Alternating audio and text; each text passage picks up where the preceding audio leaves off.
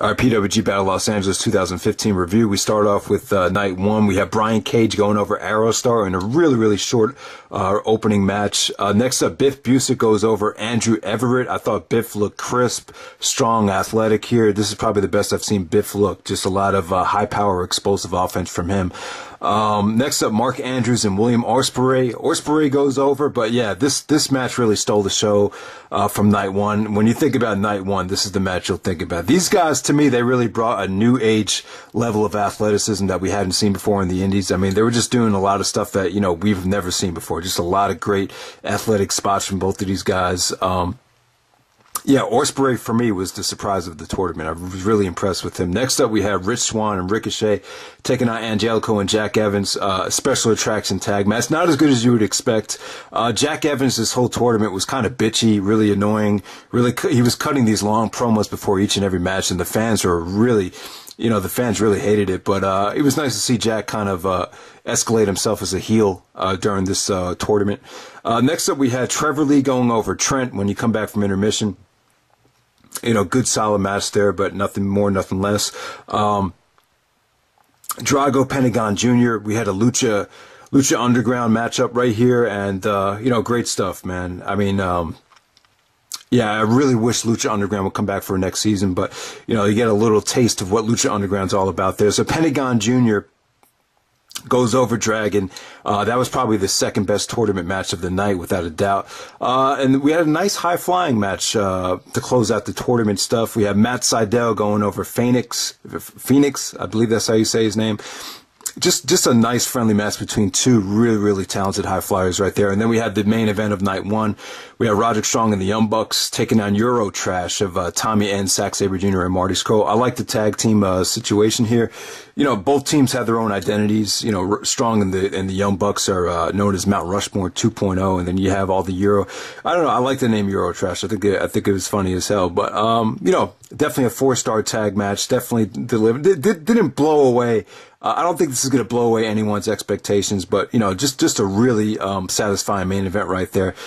Really a lot of tension between Roderick Strong and Zack Sabre Jr. in this match as well. So we look forward to a rematch down the road between those two guys. Next up, we move on to stage 2.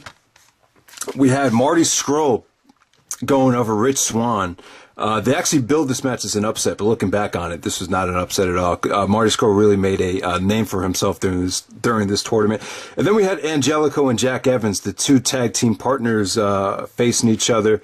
I really didn't like this match. I thought Jack Evans was, you know, it depends how you look at it, but he was really slowing it down. He was really, you know, just talking trash throughout the whole match, and yeah, a lot of the fans just hated him throughout this whole thing. But, you know, not the extravaganza spot fest that you would expect, though.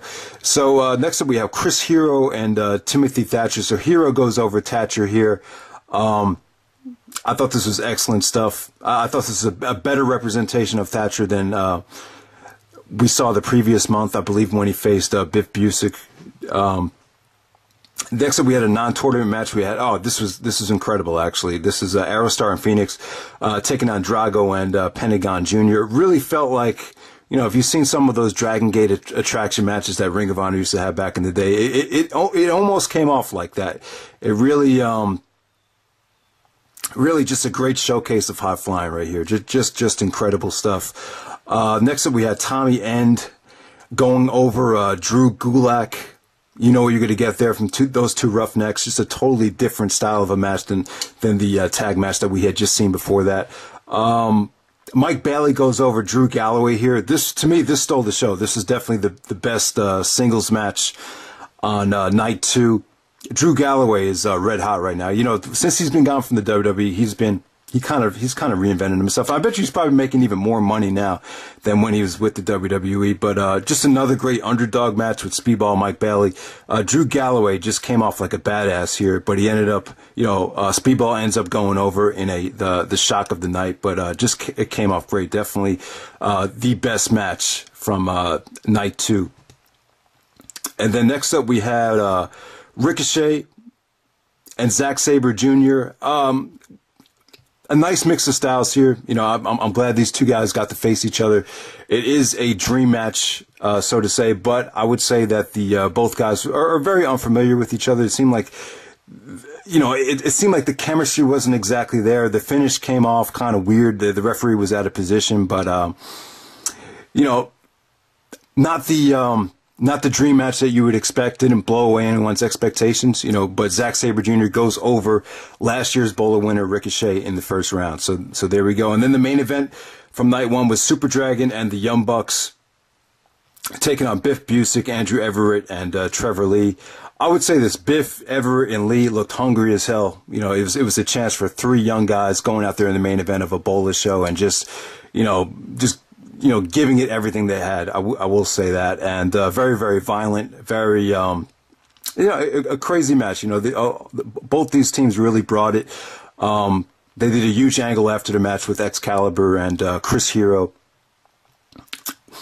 as far as the tension building between Super Dragon and the Young Bucks. So that was interesting to see. Next time we move on to the final stage, night 3. This is actually 2 discs long, not 2 dicks, 2 discs. God, I can never say that right. But yeah, here we go. This is a long ass show. This was like almost 4 hours long. Okay, so Jack Evans goes over Brian Cage in a surprise upset right there. Chris Hero goes over Biff Busick.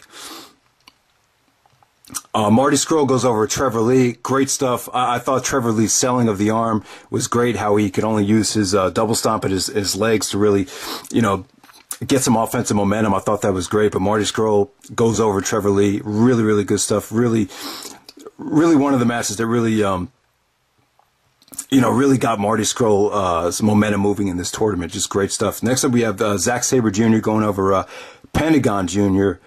Great stuff right here. Nice mix of styles. You have a guy from the UK going up against someone from Lucha Underground. So just an incredible dream match right there. Mike Bailey Speedball goes over Tommy End. Once again, another upset. Tommy End really dominated this match with his knees and his strikes. But Speedball pulls off the upset in another really, really good match from Speedball. And next up, we had the Battle of the High Flyers. William Ospreay going up against Matt Sydal. In this match, they were trying to tell a different story with, Sydal, kind of having the feeling like he's done it all. He's been to the WWE. And Chris Hero even made a great point. He said probably the 3 most influential people from the Indies over the last decade were Punk, Daniel Bryan, and Matt Sydal. Because, Sydal was really one of the first guys to get signed. I believe he got signed even before Dragon, Bryan Danielson. So, Sydal was kind of working this match like he didn't really need to try to, outmaneuver Ospreay. And in the end, it kind of bit him in the ass, as Ospreay did go over here in a good match between 2 young high flyers right there. So next up, we go to Disc 2. We start off with Roderick Strong, Super Dragon, and the Young Bucks, Mount Rushmore 2.0, going up against Angelico, Fenix, Rich Swan, and Ricochet. This is incredible. This is probably the best tag match of this whole tournament. Best attraction right here. The most memorable thing here was Roderick Strong. He was just, all 4 guys were in 4 different corners, and Strong his cardio was just insane. He was just elbowing and forearming the crap out of everybody, just running corner to corner, suplexing everyone off the top rope. He actually did a suplex off the top rope onto all these guys on the outside of the ring, which got a holy shit chant. The crowd was trying to mix it up with the chants. They were trying to make each and every chant kind of a little bit more different, because the "This is awesome" chants, and a lot of the chants are sounding really generic nowadays. So they tried to spice it up there, but that tag match was pretty incredible.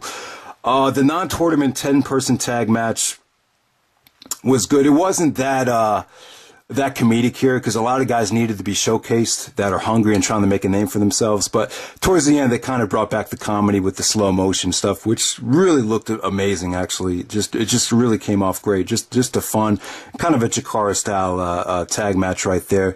Next up, we get to the semifinals. We have Hero going over Jack Evans. You got Sweet and Sour versus the guy from the Vultures, Jack Evans from the Vulture Squad. So kind of a old school 2007 ROH throwback match. But Hero goes over.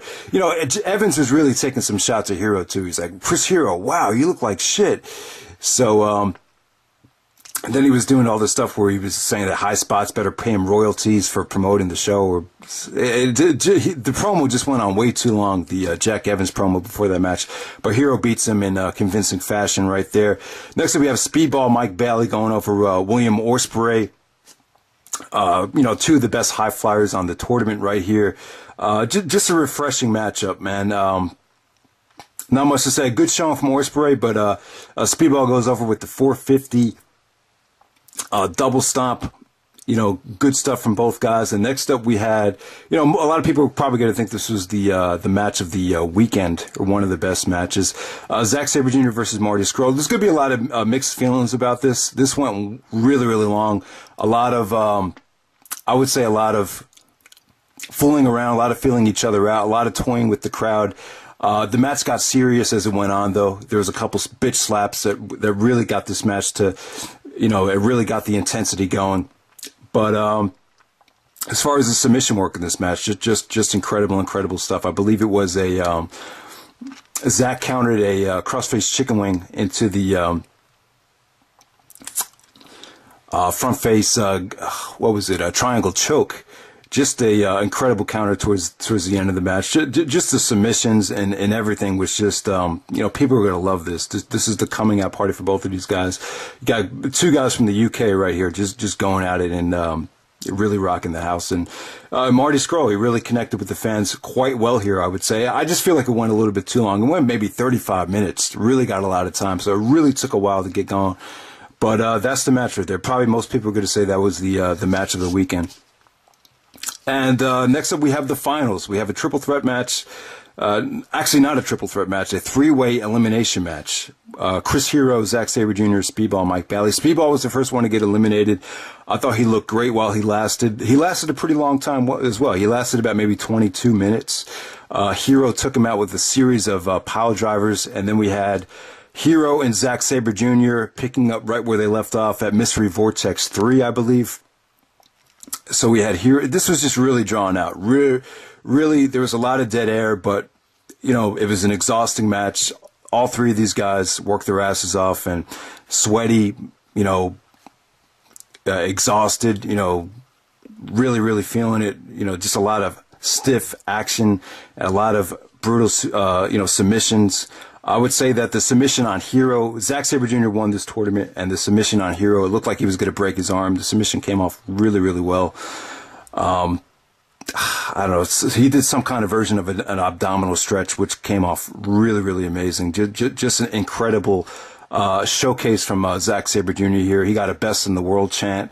I can't disagree. I mean, who's a better technical wrestler than Zack Sabre Jr. right now? I mean, you could even bring up the question, who's the better wrestler, Zack or Bryan Danielson? It's really, I would say it's really a legitimate question right now. I think Zack proved a lot of people wrong. Roderick Strong came out. There's going to be a rematch. Roderick Strong and Zack Sabre Jr., probably the two best wrestlers that I've seen this year. And they're going to have another rematch from Don't Sweat the Technique for the title before the year's over, so I'm definitely looking forward to that. But just great stuff. It looks like Zack is going to move to Los Angeles, and he's going to be a PWG regular.